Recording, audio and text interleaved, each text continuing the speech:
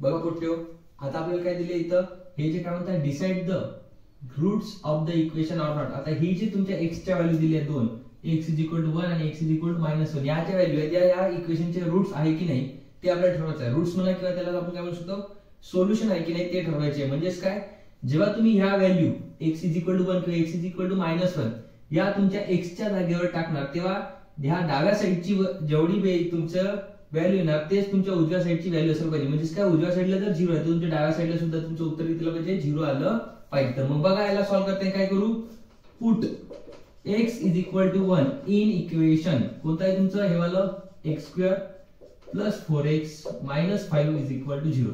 तर काय होणार बघा, x जर ठेवला तिथे इथं x² therefore x² plus 4 into x च्या किती ठेवायचे, 1 ठेवायचे आहे, मायनस चे 5 = 0. बघा आता 1² 1 प्लस 1 चा 1 गुणला 1 गुणला 4 किती होणार, 4 मायनस 5 = 0.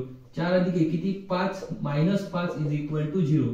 म्हणजे काय झालं, मायनस चे 5 मायनस चे 5 काय झालं, 0 = 0. मग याच्यावरून काय लिहिते, देअरफॉर हे जे आपल्याला दिलं होतं काय, therefore x = 1 is a route म्हणा किंवा सोल्युशन ऑफ इक्वेशन. हे जे तुमचं दिलेले इक्वेशन त्याचं काय ते सोल्युशन आहे असं आपण सांगू शकतो. आता बघा हे झालं तुमच्या x = 1 चा. आता x = -1 आहे तर काय करू, आता सेम तेच गोष्ट याच्यात पुट करू. आता काय करायचं, आता हा जो तुमचा -1 होता, 1 होता त्याचे काय करायचं, -1. आता -1 पुट केलं काय दिसतंय, देअरफॉर आता या x चे काय करायचं, -1² प्लस 4x आहे, 4 into -1 मायनस चे 5 = 0.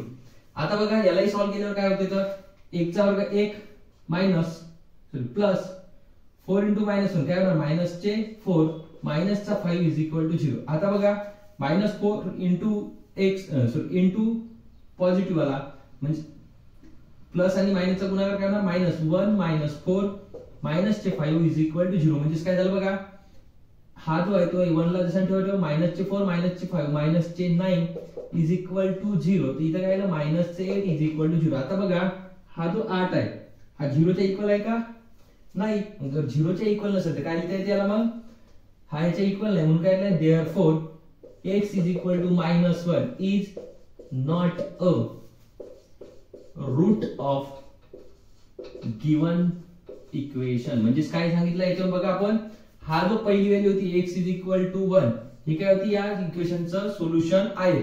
पण x = -1 हे या इक्वेशनचं सोल्युशन नाही. तर अशा प्रकारे आपण याला सॉल्व्ह करू शकतो. तसंच बघा जर एखादी याच्यात असेल, आपण एखादी वेळेच्यात k ची व्हॅल्यू काढू शकतो. आता रूट तर समजले आपल्याला. आज जर समजा एखाद्या याची व्हॅल्यू काढायची, k ची व्हॅल्यू काढायची असेल तर ती कशी काढणार. आता बघा मग find the value of k जर म्हटलं, आता हे सुद्धा decide the root of the equation. आता रूट देऊन असेल काय असणार, if root are given and find value of k. जर रूट देऊन असेल तर then find the value of k. कशाची व्हॅल्यू काढायची, k ची व्हॅल्यू काढायची. आता k ची व्हॅल्यू काढायची असेल, जर समजा बघा काय म्हणता, इफ x = 3 काय, x = 3 is a root of equation, is a root of equation. काय दिसते equation, root of equation kx² - 10x plus kx² - 10x plus 3 = 0. हे तुमचं काय इक्वेशन आहे. आता हा जो तुमचा x आहे हा काय म्हणता, रूट आहे. म्हणजे काय, हा जो आहे त्या इक्वेशनचा सोल्युशन आहे. म्हणजे याच्यात तुम्ही जेव्हा या तुमच्या x = 3 हे व्हॅल्यू ठेवाल तर याचं उत्तर काय येणार, तुमचं 0 येईल असं त्याचं म्हणणं आहे. कधी येणार, जेव्हा तुमची k ची व्हॅल्यू सापडेल तेव्हा. आता पहिले k ची व्हॅल्यू शोधायला लागेल.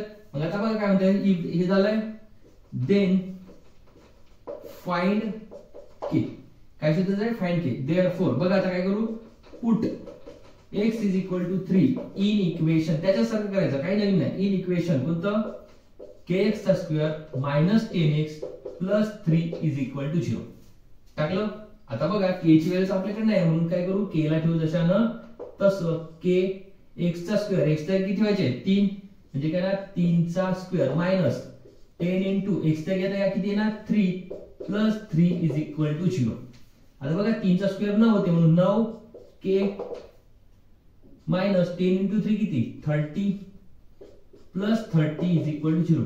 आता बघा हा 9 केला ठेवा जशानं तसं प्लसचे 30 प्लस सॉरी मायनसचे 30 प्लसचे 3 किती मायनसचे 27 इज इक्वल टू 0. आता हा मायनस 27 इकडे जाऊ द्या म्हणजे काय झालं therefore 9k is equal to 27. तर आता हा जो 9k होता काय करू या 9 चा इकडे मल्टिप्लाय म्हणजे इकडे गेलं डिवाइड होणार म्हणजे काय ना k is equal to 27 by 9 therefore k is equal to किती आलं 3.